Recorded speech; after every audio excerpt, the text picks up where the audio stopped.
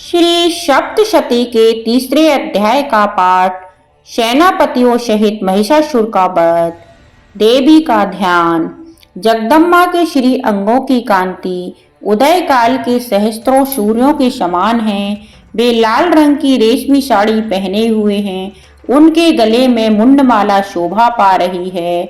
उनके अपने हाथ के कर कमलों में जपमाल का विद्या अभय तथा बर नामक मुद्रा धारण की हुई है। तीन नेत्रों से सुशोभित पुखार बिंद की बड़ी शोभा हो रही है।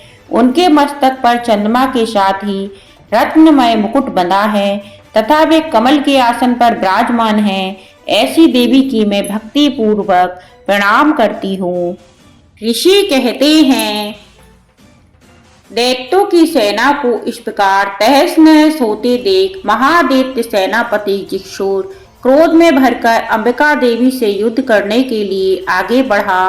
वह असुर रणभूमि में देवी के ऊपर इस प्रकार बाणों की वर्षा करने लगा जैसे बादल बेरीगुरी के शिखर पर पानी की धारा वर्षा रहे हों।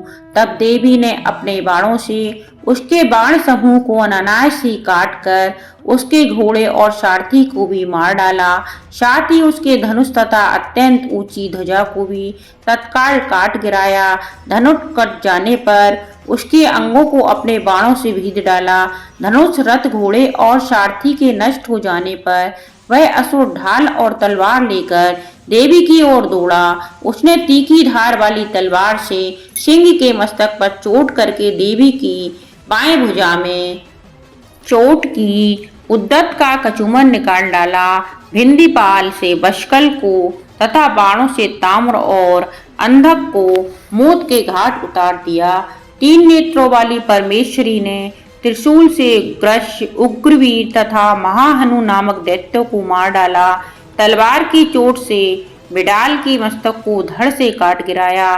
दुर्धर और दुर्मुख इन दोनों को भी अपने बाणों से यमलोक को भेज दिया।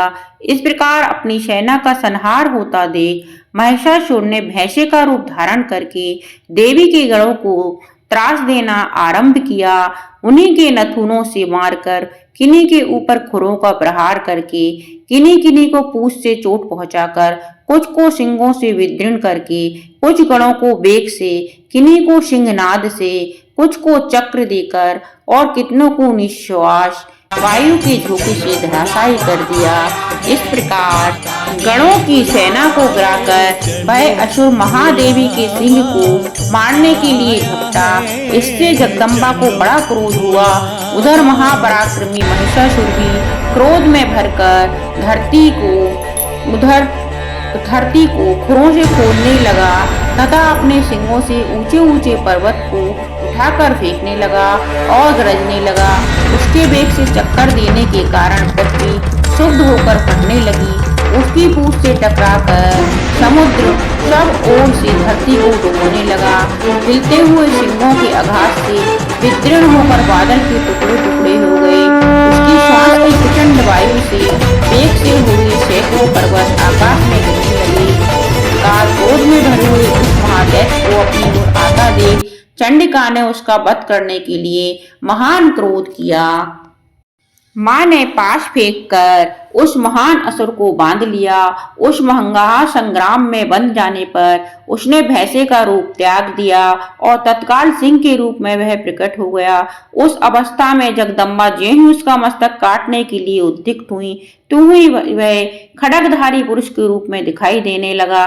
तब देवी ने तुरंत ही बाणों की वर्षा करके ढाल और तलवार के साथ उस पुरुष को भी भीज डाला।